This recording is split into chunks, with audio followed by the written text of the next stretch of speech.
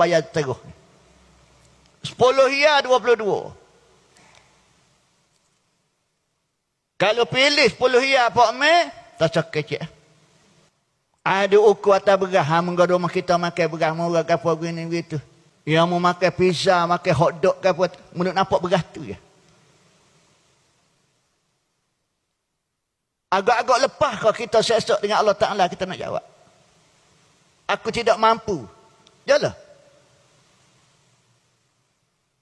Bukan tiap-tiap minggu, bukan tiap-tiap bulan. Setahun sekali, 22 hia.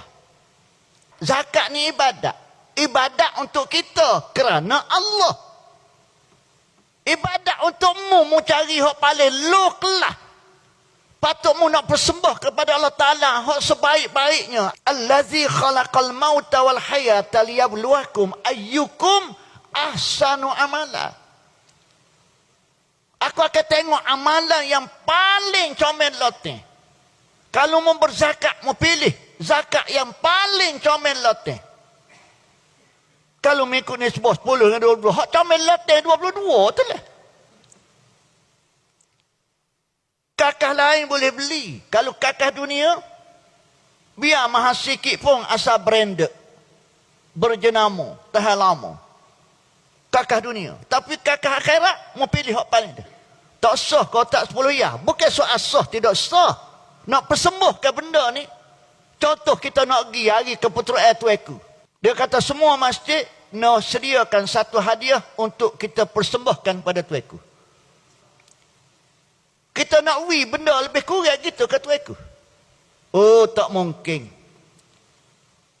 19 kali mesyuarat. Nak gapo, nak gapo, nak gapo. Nak suruh biar kita bui, Tuanku tengok.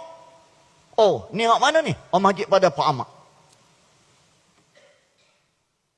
Bicara siapa kita mau kita. Sanggup cari sponsor dan sebagainya, macam-macam.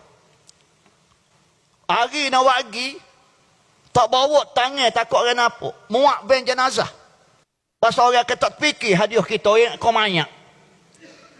Pegawai di istana terkejut pasal tengok ben jenazah mari. Buat turun barang kita. Pun tu, sampai situ. Bawa istana kata, ni hadiah daripada mana? Masjid pada Pak Ahmad. Ambil buat klik, ambil buat klik. Tu aku tak sen lagu ni. Kita berasa ke mana? Berasa air habis orang pada Pak Ahmad. Tapi kalau pun waktu turun, tu aku kata, ni, hak lain tak tepi amat ni. Kita berasa ke mana? Ini kita nak persembah pada raja dunia. Ini zakat kita nak persembah kepada Malik Yaumiddin. Rabbul Jalil. Tahu mana tuan-tuan? Fikir. Tak ada satu nak 10 pun tak ada. Cuma hamba tolong royak. Ya. So lepas ni tak bayar dah 10. Bayar 22. Hak 10 hia tu dia tu email di belakang. Tu email 10 hia ya tu email. Tu email kata tak seduk malu lah. Hamba 10 juga tu email. Bukan tu email ni.